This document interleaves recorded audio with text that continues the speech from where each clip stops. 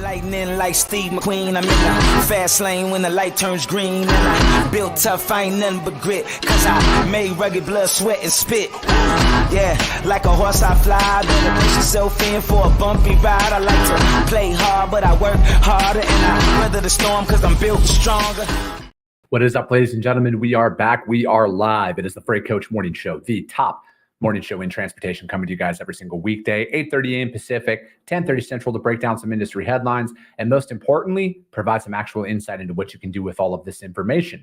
If this is your first time tuning in, welcome. This is the real side of freight. What do I mean by that? I mean anybody who shows up on this show or my twice-a-week long-form podcast is a transportation professional, ladies and gentlemen. I only speak to individuals who have done what you're looking to do or who are currently doing what you're trying to achieve, so we can put the right information out there that you can apply, utilize, and see a meaningful difference in your business and your life. It's one of the many reasons why I proudly fly this American flag behind me every single day. A, we're the greatest nation on earth, but B, I'm living my American dream, and I want to help each and every one of you live yours as well. I got a very special guest for you guys today. We're going to talk about pricing strategy. That is one thing that I'm seeing a lot out there in the social media versus on how do we win more freight? How do we sustain through market shifts and everything? I'm going to bring him up here in a second. But before I do that, you guys, as always, I got to give a shout out to my friends over at VHub, vhubapp.com. Whether you're a broker, carrier, or a shipper, we all need access to trailers at some point in time. And then especially in this market right now, you got to get creative with your sales approach. You have to find ways to stand out in a crowd of a million freight brokers that are out there trying to solicit freight. So like with what they have right now, you guys, you can literally offer a drop trailer pool as a broker. Yeah, we don't own any assets, but you can now with VHub. So what they're working on, you guys, is they have 150 trailers out in Paragould, Arkansas, needing to get up to Mississauga, Ontario, and you get 1,000 Canadian to do that. So you don't have to just grab the freight out of Paragould, though. You can go over to Nashville, maybe up to Louisville or Indianapolis. It just has to end up over in Mississauga. So you guys, and then they also have a bunch of trailers out in San Diego, which is Ron Burgundy's hometown. They have it going from San Diego out to Chicago, Illinois, and you get 600 US to do that. And then they have San Diego going to Houston, Texas, and you get 800 US to do that. So hit them up, you guys, vhubapp.com. My friends Xavier Campos and Stacy Steen, they'll be in the audience. Just do me a favor, let them know that the Freight Coach sent you. All right, and without further ado, I got to give my man, Kevin, with greenscreens.ai, who is now also a partner of the Freight Coach Morning Show. So Kevin, thank you so much for jumping on here today. Absolutely, man. And it's good to be a partner now, right? Dude, I'm pumped for this. And for starters, what does your shirt say? I gotta say, because like your badge is blocking it there. No outages. Yeah, sorry. Yeah. So there's no outages, no overages, no averages. You'll be seeing this from us a little bit more in the near future. Yeah. So we'll get you a shirt. Dude, I need it. I think it's a phenomenal shirt to wear. So yeah, I can explain it real quick. Yeah, if you want, man. Yeah, explain the viewers. Absolutely. So, yeah. So the concept is that like we're the things that we're focused on for our customers, anyways, right? With green screens is right. If you need data, you need pricing, you're pricing freight, you need to be up all the time, right? No outages. We're a SaaS based, run AWS. We're pretty much 99.99% up all the time. So you got to stay up. No overages. We do not charge a per drink fee, right? A quote isn't a load. That's what I always say, right? So you could quote a load 1,000 times and not win it. And if I charge you for each one, then when you finally win that load, you have no margin left. So we do flat monthly fees, SaaS product. So no overages. You're not going to get hit with surprise fees. We're not going to jack your rates, right, for using our APIs or something. And then no averages because we're AI based, right? It's a prediction, it's machine learning based, it's data science. We're not just dumping a bunch of data in a bucket, averaging it out and saying this is the price of a truck. So dude, so like there's a lot to unpack with what you just said right there, because I think like, you see stuff about pricing all the time. I think like rates is probably the most talked about thing inside of our industry, no matter what the market is. Where are rates trending? Where are they going to go? Are they going to rise? Are they going to fall? Are they going to stay the same? How does that look? And, for me personally, it's like, I always put it like this, man, like it's very hard to beat the, the mom and pop trucking company who only runs Phoenix to Albuquerque 12 months out of the year. Like that's all that they do. But like the data tells stories though. And I'll put this out there all the time. And I went to public school, so people can take this for what it's worth. But math is hard, man. Dude, math is hard. It is hard. We say that a lot internally at the company, actually. Algebra, motherfucker. Dude, that was a thing, man. It's like as soon as they started putting letters inside of equations, it just threw me off, man. Yeah, that's not a number. What are we doing here? Yeah. Exactly. But I think that, a lot of what we're seeing right now, Kevin, to me personally, has already happened in the past. Like, it's already played out. You just need to actually pay attention long enough to see where the story has been told and how it's going to be told in the future, right? Like, I know that everybody knows the saying, history repeats itself, and that's very true, even when it comes down to pricing freight as well, because the variables that are out there really don't change all that often, right? Like, at the end of the day, the rates are going to be the rates no matter the freight market. But how do you get more competitive with your pricing? How do you get more accurate with your pricing? Because I think that's what customers want the most. And I think that's what carriers want the most: consistency. They want a consistent rate.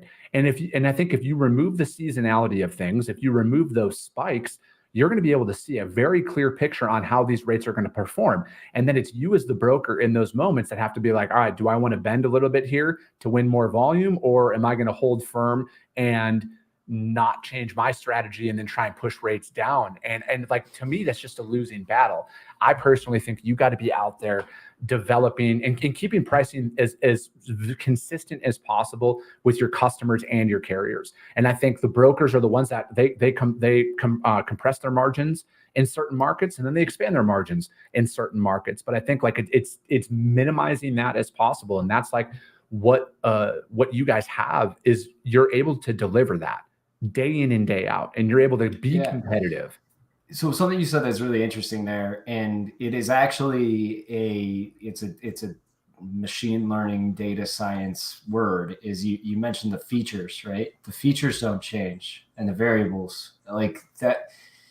A truck is a truck, right? A trailer is a trailer. You're moving from 5-digit zip to 5-digit zip, or city state to city state, right? And you have different customers, carriers. There's a lot of features that go into a load. We actually analyze 34 different features when we bring stuff in to the models and whatever to filter the data. We use it in different ways. There's different ways that we use the different data features to build the model. But those don't change. That's not, we're not all of a sudden, it's not like we're putting it on a drone truck instead of a truck on the road, right? Like that's not a different feature in the freight today, right? Not today anyways, but right. And so it's making predictions. Like what we're trying to do is, I always use the stock market analogy a lot with this, right? The stock market, different companies, different fundamentals, different things, right? With each individual stock that you're buying or selling, but the principle of buying and selling stock doesn't change. Yeah. I'm buying low, I'm selling high. I'm trying to stay within the market. I'm trying to predict where the market's headed when I buy and sell, right? That's kind of what we're trying to help the transportation industry do. And human beings can't do that. There's too many of those features and variables for a human being on an individual load level or a handful of loads to spend all day researching that, right? And those different things that affect the price of that freight, and are you going to get that truck, and how difficult it's going to be to get that truck. And so, but a computer can, because we can just take billions of points of data and throw it at the computer and feed it in the models, and it can learn it on the fly. And so that's kind of like the no averages thing, right? It's like an average is helpful insofar as you have a ton of data, it's over the right time period. So like if you're trying to book a truck today and you don't have thousands and thousands of loads that are moving in that lane right now today, an average doesn't help you that much. True. Because it's not going to, over the last 30 days, that rate could have changed 10 times, 20 times, a million times, right? And just dumping it all in the bucket with all those other features. Like I use, like you could be moving gold bars or you could be moving scrap metal, right? Yeah. What about like, yeah, no, for sure. Now, because I always think about this as like from reefer freight is the one thing that always sticks out to me when it comes to pricing, because there's 3 different classifications, right? You have your you have your frozen, you have your fresh, and you have your weather protect pricing. out there. And those are three very different rates. And that's what has always been challenging about the averages that are out there, is because, like, man, you're not going to quote a carrier for a frozen load of ice cream, which you're going to quote for a load of produce, right? There's two very different rates and pricing points out there. So it's like, are you guys able to do that where it's like commodity specific or like temperature, variable specific for reefer freight? Yeah, so we do bring those data points in for filtration purposes, right? So that the AI knows what's real and what's not, right? Because the AI only knows what we show it. So it doesn't like know what a load is. It doesn't know what 45 degrees is. It doesn't know, right? But it knows within a subset of data, like what we're telling it, right? What that temperature is or what those things are. And so it can start to decipher what is causing potentially the price of that load, or what is an outlier, right, in that price of that load that it shouldn't be using to make a prediction. And so it's not specific to a degree changes the price $50, right, or something like that. But it is, to your point, like in this 5-digit zip with that shipper in these locations, like we may be paying more because we're moving Unilever ice cream freight. Yeah. And your rate is going to be different than what the rest of the market's paying there for reefer freight, because somebody else may not be moving Unilever ice cream freight. So that's where it's also increasingly important for, you mentioned the pricing strategy, right? And differentiation in pricing freight, right? And like setting yourself apart. A huge piece of that is service, right? And understanding your customers, the commodities that you're moving and what you're doing. So each brokerage out of the same 5-digit zip code could have, each brokerage that we work with, right? We have 10 different customers. They run the same lane and green screens. It could be 10 different rates. Yeah. Because they all move different freight and they have different characteristics and different things. And so we actually target a buy rate to each customer apart from like a network generalized market prediction that is specific to them, that's how you get to that specificity, right? Yeah. So what you're saying there is my brokerage, my data is my data, right? And you're going to compare my past lanes with current market conditions and everything else that's out there. So if there is a spike, it's based off of my data alone, because I think like that's one thing, a lot of people want to say out there is it's like, hey, my pricing is like, that's the only value add that I have to any freight market. So how are you guys like combating that as a whole? Because, like you're talking about the averages out there about being no averages. And it's like, if you're out there on, certain pricing platforms and, wherever you're getting your rates from, where is all of this information coming from? Because I think like for me specifically, I see a lot of national averages out there, and although valid data points, where are they coming from? Is that a national average data point from the largest asset-based carrier in North America that's running that specific lane? Or is that a small mom and pop broker? Like, where is it? Because that's two very different pricing strategies that you're going with it. Yeah. And so that's the whole point, right? Is that pricing strategy, when you think about pricing strategy, there's two components to that, the way that I look at it, right? It's like where you're at, because you got to buy the truck. So it's got to be in your network. You have to have the available guy to be able to go out and get that price that you're going to quote to a customer, right? And so if you don't have truck in hand, then you're quoting a number, hoping that I can go back and cover it for the margin that I want to get out of it. And so you have to understand two things. You got to understand where the market's at. And averages can help in that regard, but we're also producing a network, a prediction, right, of what the market is doing in general with no bias to anybody.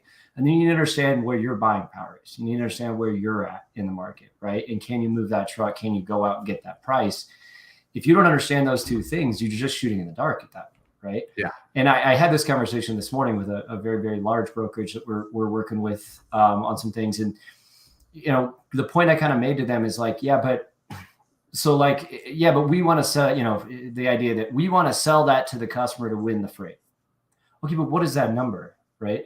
Because if the rest of the market is selling it at $650 and you sell it at $575, all you're doing is sacrificing margin at that point. Yeah. Wouldn't you want to know that $650 is the price you sell it for? And then if you go back and cover that truck for $400, that's great. That's more margin. Right. But you don't want to price yourself. You don't want to set the market price for that, right? Like you want to get the most margin you can get out of a load. And so you have to have a distinct understanding of that buying power. So when we bring in data from all of our customers feed the model. So everybody contributes to the network. So now we have like 107 customers now on green screens. And so most of it's directly integrated to their TMS. They book a load, they feed it, it's going into the AI. The AI can react to that. The models can react to those pricing changes, the feature changes, whatever's going on in the market, capacity, different things like that.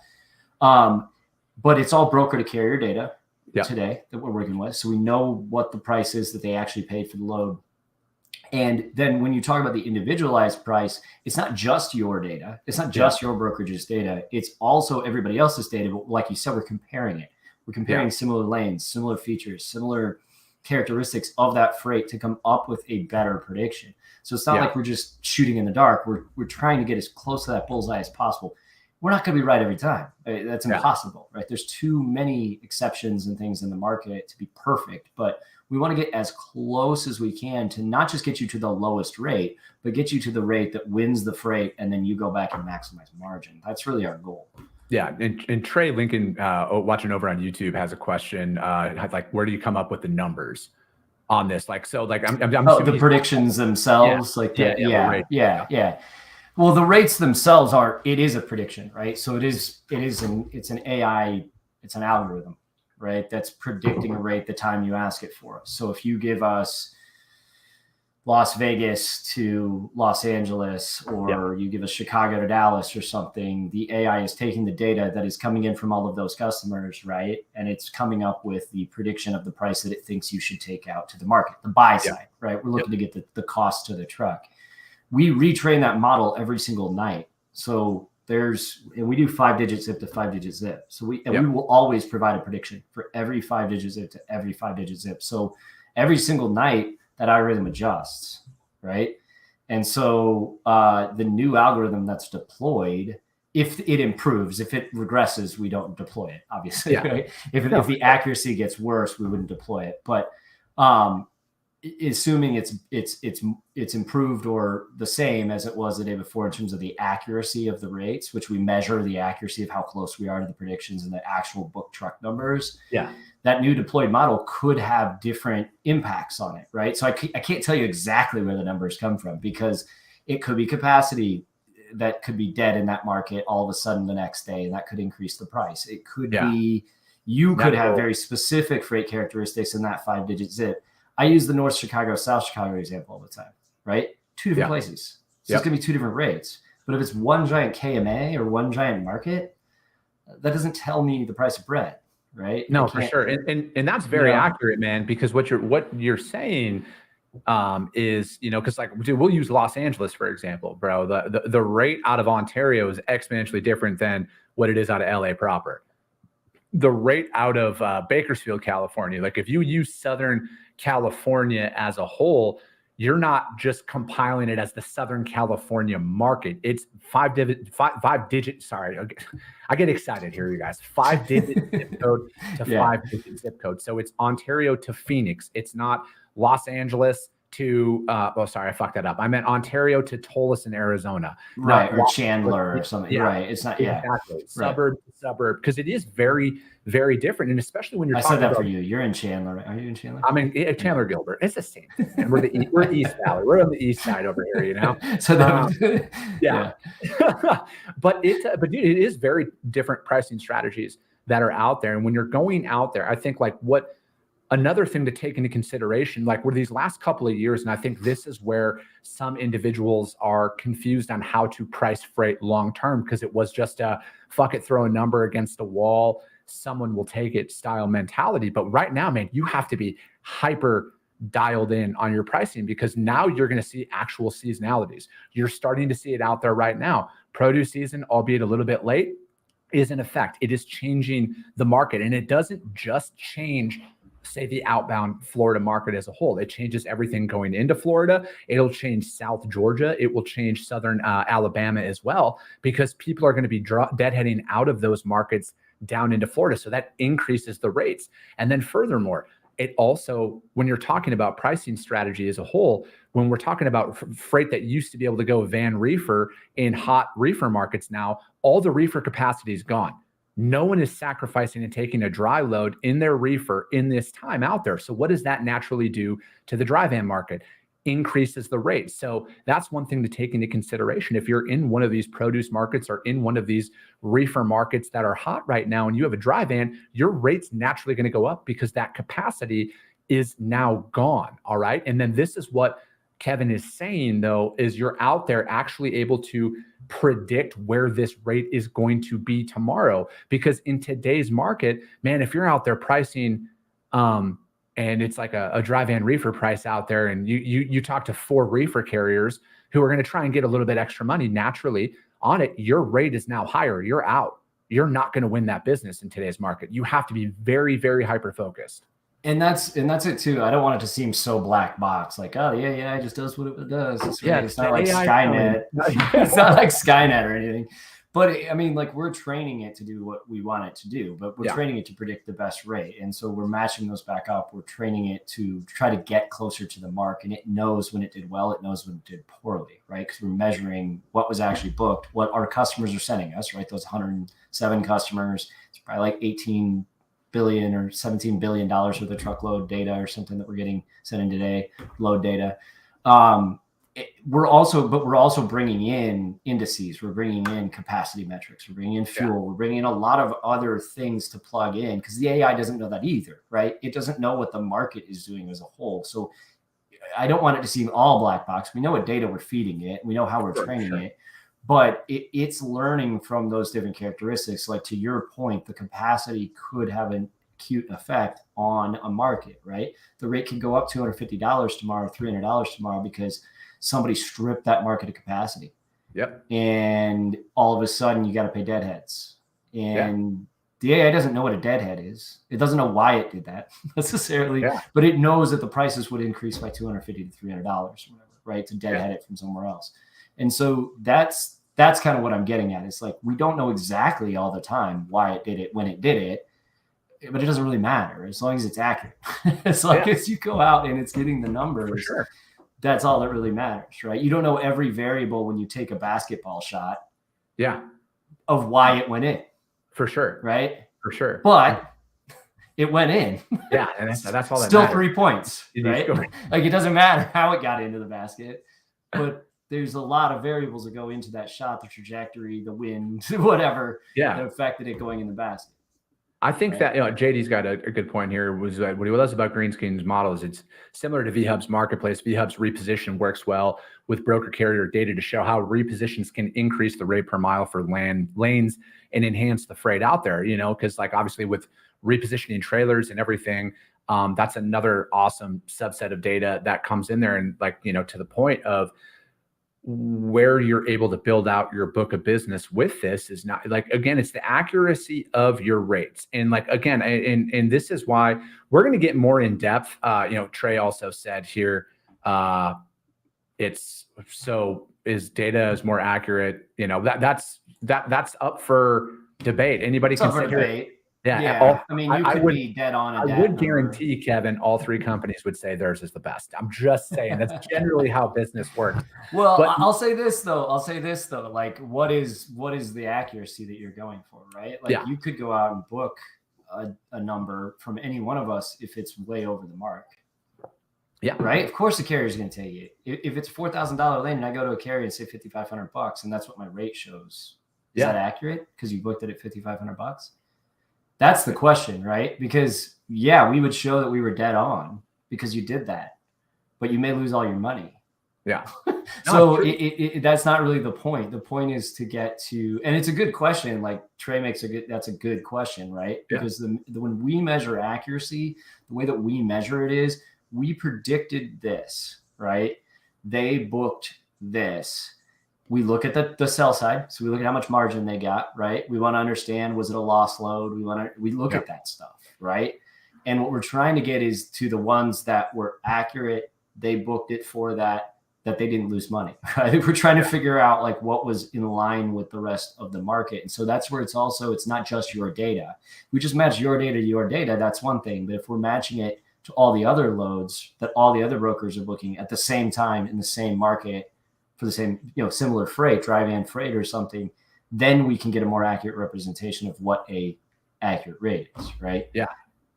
No, definitely, man. I think that right now, JD also says that we were too young to work with Kevin when we first met last year, and I love that he took our call. I got to get you guys back. I know we got to get back together, JD. I saw it. I was going to actually mention that. Like, we got to chat again.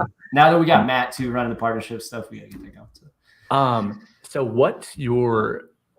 I say this with a very open ended response opportunity for you, but like where do you see the market going this year? And I know it's really tough to answer because it is volatile. My prediction that I talk about is I think that the rebalance will happen this year. It's going to be after Labor Day is when it's going to happen. And that's when I think you're going to see a life breathed back into the spot market where it's going to start creeping up towards contracted rates. That's what my guess is. What are you seeing out there? What are you hearing from the, hundreds of people you guys talk to? Yeah, we look at data a lot, obviously.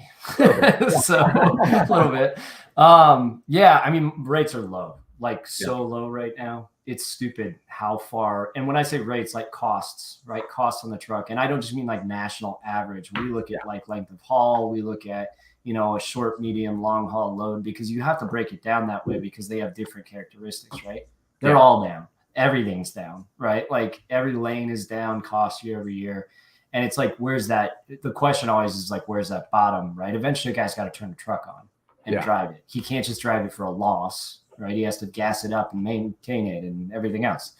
And so that's the question, I think, is where's that bottom? When did those rates start to come back up? Right. And specifically like on the spot market, where does that start to recover a bit? Because we need a good balance contract spot. Like that has to happen, right? Everybody's like, well, I'm just going to shift the contract. Well, that doesn't work either. Because again, at the end of the day, it's practical. The guy has to move freight from point A to point B. It doesn't matter. All things being the same, it's a truck moving a load.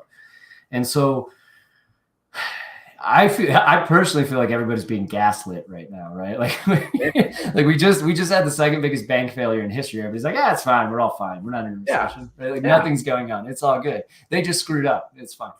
And yet we keep raising interest rates. It's like, wait, hold on, what's going on? Yeah, wait a second. Like they couldn't get their receivables caught up on the bank. Like people couldn't pay them and they defaulted, and now they're going out of business. Yet you're going to raise rates. So it's like I don't know. There's a lot of factors right now, right, that are going to affect specifically our market, right, and allows that rebound to happen. I think by the end of the year, like to your point, I think we will start seeing some of that come back up because I think there's nowhere else to go. You can't go down any further eventually if more freight starts moving, right? We got rid of these backlogs in inventory, right? They had a huge glut. This stuff's starting to clear out. They're going to have to start bringing more stuff in, right? If you look at the ocean markets, the ocean export and import was really bad. It's been really bad. China's numbers were way down. So that freight's not hitting our shores, right? If they're not exporting freight from China. And so if that stuff, and it's starting to come back a little bit. So that stuff starts to come back, it starts to push more freight into the market. It should bring that back up, right? Because you should see capacity come back down. You should see loads move. You should see rates come up. But the one thing that I am paying attention to extensively right now, and that we are as a whole, is like, it's the whiplash, right? Or the bullwhip. Like it's faster now. The wavelengths are crazy. Like it's not, you mentioned it with like produce and some of the other seasonality changes. I think that's going to happen more often. And I think it's going to be more volatile. I'm right there with you, man. I personally think that now with the increase of what you guys are building in particular is I think you guys will bring, it'll be more volatile from the changes aren't going to be as long as that, because like normally it was like 18 right. months. The cycles won't be as long. Right. I think that it's going to be more volatile where it's going to be down to like a 12-month cycle, if not down to a 6-month cycle. But where I want people to understand is this is going to bring more stability to pricing though, because it's not going to be, this essentially eliminates the race to the bottom. And that has plagued our industry for a very, very long time as carriers and brokers race to the bottom on pricing, because all they had was a couple of data points, right? Or they looked on a website and it said, oh, here, $1 a mile is what you need, or is what it is. And now, like, the more and more accurate pricing gets, I naturally think it will raise rates. I think it does, because shippers are going to, like, again, shippers want stability, right? Like, not everybody, there is always going to be a subsector of shippers out there that want the lowest cost, and that's fine, but that's not everybody. I think that that's actually the minority of shippers out there that want that. The majority of shippers, at least all the ones that I talk to and work with, they need stability. Because last time they checked and I checked, they don't make money if their freight fucking sits because of service failures, because people quoted too low and everything. So what I think this does is this is actually going to raise the bar. I truly do. This is one of the main reasons why I wanted to partner with you guys and bring this out there, is because this raises the bar and it raises the standards and it keeps people in business. And what we're really going to do is I'm going to teach you guys all how to read freight markets. All right. I'm going to teach every single one of you guys who listens to this show. We're going to be doing lane reports through green screens. I'm going to be showing you guys exactly how I think on what I quote based off of the data that's out there and the seasonality in my industry experience to help you guys all win more freight. So Kevin, how does anybody want, I know we're like right at the 30-minute mark, and that's what happens every single time, man, is these 30 minutes just blow by. They blow by, I know. How can anybody reach out to you to find out more? The website's right there on the screen. Literally, greenscreens.ai. That is our website. You could go out there. Actually, Chris, we're going to be getting you a link to just let them know that you. Yeah, right. And actually, Chris will get you a branded link too that you'll have. I think going forward. Send one over to me. I'll put it in the show notes for everybody. And put it in the notes. Yeah, because you can go there.